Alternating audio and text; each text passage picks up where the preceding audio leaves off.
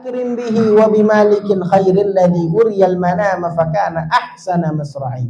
Itu juga sekarang Imam Haddad membahas tabi'in yang lain, yaitu Malik ibnu Dinar. Imam Malik ibnu Dinar al-Khair, yang dikatakan khairil ladzi, yang sangat baik tatkala dia melihat mimpi, suatu mimpi, fakana ahsana masra'i, dia langsung buru-buru mengejar kebaikan tatkala melihat mimpi. Mimpi yang tadi terakhir dibawa, mimpi yang terakhir dia lihat. Ini sebab sebelumnya Malik bin Dinar dikenal dengan orang yang suka mabuk ataupun orang yang suka maksiat. Tapi tatkala dia melihat mimpi tersebut, maka dia pun tertarik untuk beribadah dan dia pun menjadi orang yang menjadi pemimpin ulama di zamannya, yaitu Malik ibnu Dinar. Itu dia melihat mimpi. Mimpi apa? Mimpi libintihi qabla taubati. Sebelum dia taubat, dia mimpi ngelihat anak perempuan dia. Anak perempuan dia menyelamatkan dia dari apa? Dari minat tinin. Itu suatu sejenis hewan, kayak apa bahasanya sekarang zaman kita dibilangnya naga atau sejenisnya. Apa namanya, mungkin dongengnya naga atau sejenisnya. Dia melihat di dalam mimpi dia dikejar-kejar nih sama ini hewan, yang nyelamatin dia adalah anak dia. Alladzi huwa fi surati amalih. Ternyata naga tersebut adalah naga dari neraka, yang itu adalah bentuk dari amal keburukan dia. Amal keburukan dia itu Allah Ta'ala bentuk jadi hewan tersebut dan mengejar dia di dalam mimpi sebelum dia taubat. Setelah itu dia taubat berkat mimpi tersebut, berkat perbincangan dengan putri dia.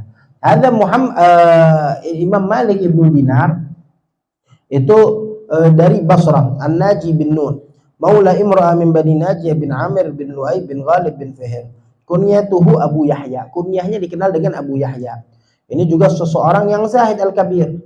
Itu dia juga mendapatkan hadis dari banyak ulama tabi'in. Ada Malik bin Anas, ada Hasan Basri, ada Muhammad bin Sirin. Ini semua ulama-ulama hebat semua di zamannya, tabi'in semua. Wal Qasim bin Muhammad, wa Salim bin Abdullah, juga mendengar dari Salim bin Abdullah bin Umar ibn Khattab, salah satu muhadithin yang paling banyak membawa hadis. Wa Sa'id bin Jubair wa ghairuhum minal a'immah rawa anhu jamaah, dan dia juga banyak jamaah dari para ulama yang kembali riwayatnya sanadnya kepada Al-Imam Malik ibnu Dinar.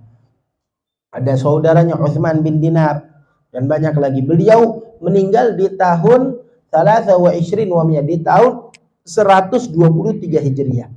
Di tahun 123 Hijriah beliau wafat di tahun tersebut. Wa qilati 27 wa 100. Ada lagi yang mengatakan 129 tahun Hijriah beliau wafat di tahun tersebut. Beliau tabi'in, enggak bertemu dengan Rasulullah, tapi bertemu dengan para tabi'in dan sebagian dari sahabat yang masih ada, yang masih hidup. Sebab itu sahabat sampai tahun 90-an tuh masih banyak yang hidup. Sampai tahun 90-an. Itu beliau mengatakan matan bimisli dikatakan matana amal mutana'imuna bimisli dzikrillah. Sungguh tidak ada orang yang mendapatkan kenikmatan di dunia ini sebagaimana orang-orang yang mendapatkan kenikmatan tatkala mereka berzikir. Orang kita taunya nikmat apa? Dapat rezeki mendadak, dapat makanan, dapat uang, dapat gajian, itu nikmat. Ada lagi dikatakan nikmat yang paling nikmat, yang paling nggak bisa dirasakan oleh orang-orang adalah tatkala dia mendapatkan kenikmatan di dalam zikir, di dalam mengingat Allah. Zikirnya dia itu udah nikmat. Kayak kita, kalau kita mungkin nikmatnya kita tatkala makan, tatkala dapat uang, atau tatkala berbincang dengan kawan kita dengan sesuatu yang kita inginkan. Tapi ada orang yang kenikmatannya itu di dalam zikir kepada Allah, mengingat, membaca Al-Quran, membaca zikir, merasakan kelezatan. Banyak ulama. Itu Imam Jamaluddin, itu beliau kalau ngaji Al-Quran di bulan Ramadan di malam hari. Kenapa nggak mau siang hari? Iya, sebab rasanya nikmat. Saya juga pengen merasakan kelezatan orang-orang yang berpuasa. Saya kalau ngaji Al-Quran serasa adi madu di lidah saya. Saya nggak mau letih-letih. Saya nggak mau terlalu nikmat di siang hari. Saya pengen merasakan keletihan berpuasa. Ingin merasakan kelezatan ibadah puasa, merasakan lapar, merasakan haus. Kalau saya ngaji Al-Quran merasakan lezat di atas lidah saya, di atas lisan saya. Zikirnya dia mendapatkan kenikmatan. Ada lagi yang bangun di malam hari mengulang ayat-ayat Al-Quran. Innal ladzina amanu wa amilus shalihat sayaj'alu lahumur rahmanu wudda. Buddha, diulang-ulang ayat tersebut. Buddha, Buddha. Semalam suntuk sampai subuh dia nggak sadar. Kenapa? Merasakan kenikmatan, kelezatan. Diulang lagi, diulang lagi, diulang lagi. Merasakan kelezatan di dalam zikir, di dalam mengingat Allah Subhanahu wa Ta'ala. Ini kalau ada orang yang udah merasakan kelezatan zikir, semuanya selain itu dia lupakan. Semuanya selain itu dia lupakan. Ini baru kelezatan zikir, baru mengingat Allah, belum bertemu dengan Allah Subhanahu wa Ta'ala. Kan dibilang penduduk surga itu, mereka itu paling menikmati kelezatan bukan dari hidangan yang ada di surga, ataupun dari istana, ataupun dari bidadari yang ada di surga. Mereka merasakan kelezatan tatkala memandang kepada Allah Subhanahu wa Ta'ala. Ada yang memandangnya seminggu sekali, ada yang memandangnya setahun sekali, tergantung dari amalan mereka di dunia. Ada yang setiap saat memandang kepada Allah, dan itu adalah nikmat yang nggak bisa diutarakan, yang nggak bisa dibayangkan. Lebih nikmat dari segala hal yang ada di surga. Bahkan tatkala mereka ahlu surga dapat giliran seminggu sekali bertemu dengan Allah Subhanahu wa Ta'ala, itu mereka kembali nggak merasakan kelezatan yang ada di surga lagi. Kenapa? Udah merasakan kelezatan yang lebih banyak, yang lebih indah lagi. Begitu. Kita baru dikenalin dengan zikirnya, baru mengingatnya itu udah ada kelezatan.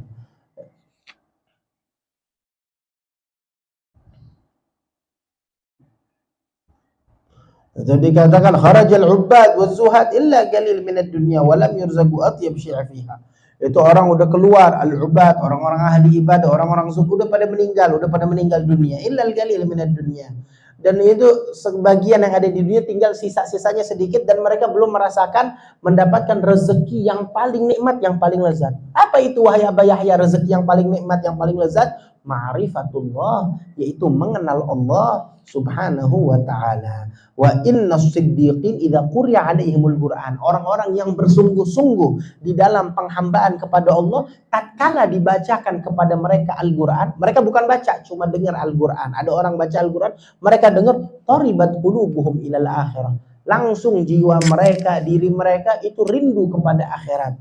Seakan-akan ada panggilan yang memanggil mereka, ya hamalatal Qur'an, madza zara'al Qur'an fi qulubikum. Nah, sekarang kita introspeksi diri kita. Apa yang telah dijadikan oleh Al-Quran di dalam hati kita? Kalau ada orang baca Al-Quran, kita bergetar atau enggak? Kita menangis atau enggak? Mengingat akhirat atau enggak? Fa innal Qur'an fid dunya rabiul mu'min. Sebab Al-Quran itu di dunia seperti musim semi di atas dunia. Orang di dunia kalau nggak ada musim semi, gugur terus, nggak ada makanan, nggak ada hujan, kering. Tetapi tatkala ada musim semi, ada hujan, ada buah-buahan, ada tumbuhan yang berkembang, ada bunga yang indah, itu menjadi keindahan dunia tersebut. Al-Quran itu juga adalah musim semi bagi hati kita. Yang memperindah hati kita adalah dengan kita memperbanyak membaca Al-Quran. Kama annal ghaitha rabi'al ard. Sebagaimana hujan itu adalah musim semi bagi muka bumi. Yang menerangi bumi adalah hujan. Kalau nggak ada hujan bertahun-tahun, maka bumi kering. Nggak ada kehidupan di muka bumi. Itu la yablughur rajul manazil siddiqin hatta yatruk zawjatahu ka'annaha armalah wa ya ila manazilil kilab. Itu juga beliau mengatakan la yakul fiha lahman illa yaumil adha min udhiyati. Dikatakan beliau itu saking zuhudnya, itu kadang 1 tahun nggak makan daging. 1 tahun nggak makan daging, kecuali tatkala hari raya Idul Adha ada kambing yang dibagi-bagi, ada makanan daging yang dibagi, itu doang udah makan daging. Selain itu nggak makan daging. Wa idamuhu fis sanah bi filsin milh. Itu setiap tahun ini ya paling yang dia makan adalah jenis dari garam-garaman. Karena yaktubul masahif, dia juga salah satu pekerjaannya nulis Al-Qur'an. Dulu nggak ada percetakan, jadi mereka menulis Al-Qur'an. Wa kana kullu yawmin lahu dirhaman. Dirham yashtari bihi khusan wa dirham di waragah kaghid. Itu dia juga tatkala bekerja menulis Al-Qur'an, itu dia setiap hari dapat uang, yaitu 2 dirham, 2 perak yang dia gunakan untuk kebutuhannya sehari-hari. Itu Ibnu Mubarak bilang, waqa'a harik fil Basra fa akhadha Malik al-mushaf wa akhadha bi tarfi kasahu yajru wa qala halaka ashabul athqal wa qala lahu ala tatazawwaj fa qala law istata'tu la talaqtu nafsi wa qala al-qalbu idha ghalaba hubb ad-dunya lam tanja fihi al-maw'idhah. Itu Malik Ibnu Mubarak mengatakan tatkala ada kebakaran di kota Basrah, itu Malik bin Dinar ngambil Al-Quran dia, wa akhadha bi tarfi kisah yajurruh. Dia betul-betul membawa Al-Quran tersebut keluar dari tempat kebakaran. Itu sampai beliau katakan halaka ashabul athqal, sungguh celaka orang-orang yang memiliki harta yang banyak. Wa qila lahu ala tatazawwaj, dibilang Wahai Malik bin Dinar, engkau nggak mau menikah, nggak mau kawin. Orang pada kawin, engkau nggak mau kawin. Dikatakan oleh Malik bin Dinar, saya ini nggak nafsu sama manusia, hidup sama manusia itu dia udah nggak nafsu, udah nggak tertarik. Dia bilang kalau saya bisa mentalak diri saya udah talak diri saya. Al-qalbu idza ghalabahu hubbud dunya lam tanja fihi al-mau'izah. Itu hati kalau udah dikuasain dengan kecintaan terhadap dunia, terhadap harta, terhadap wanita, itu udah enggak manfaat menasehat. Lam tanja fihi al-mau'izah. Menasehat masuk kadang manfaat, cuma nasihatnya itu enggak 100% yang diterima. Itu fi ba'dul kutub innallaha ta'ala qal inna ahwan ma ana sani' bil 'alim idza ahabba dunya an akhruj halawah dzikra min qalbihi. Laqad hamamtu an amir idza mittu fa ughal. Itu dia katakan, pernah saya berpikir kalau saya mati, kayaknya saya mau bikin wasiat apa? Itu saya bikin wasiat untuk memerintahkan orang-orang yang membawa saya keluar dalam keadaan fa ughal, apa namanya? Dibelenggu, dirantai. Kenapa? Fa'adfa ila rabbi maghlulan. Seakan-akan saya dikembalikan kepada Allah dalam keadaan dibelenggu. Kama yadfa'ul abdu abik ila maulah. Kayak gimana? Seakan-akan kayak hamba sahaya yang dia kabur dari tuannya itu dibalikinnya itu dengan rantai. Ya begitu, seakan-akan saya menginginkan hal tersebut kembali kepada Allah dirantai. Seakan-akan betul-betul membutuhkan kepada Allah.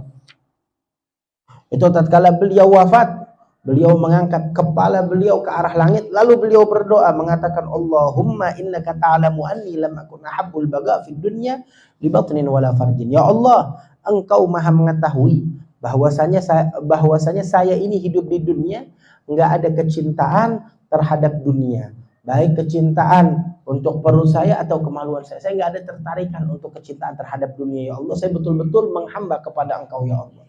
Dan dia pun diwafatkan di waktu tersebut. Ada seorang Malik bin Dinar yang sebelumnya dikenal dengan kejahatannya, dengan maksiatnya, dengan kejelekannya, dengan mabuk-mabuknya, tetapi Allah Ta'ala rubah diri dia. Allah Ta'ala berikan perubahan yang baik terhadap diri dia sampai menjadi pemimpin di zamannya sebagai para tabi'in. Mudah-mudahan kita diberikan taufik oleh Allah untuk meneladani orang-orang soleh tersebut.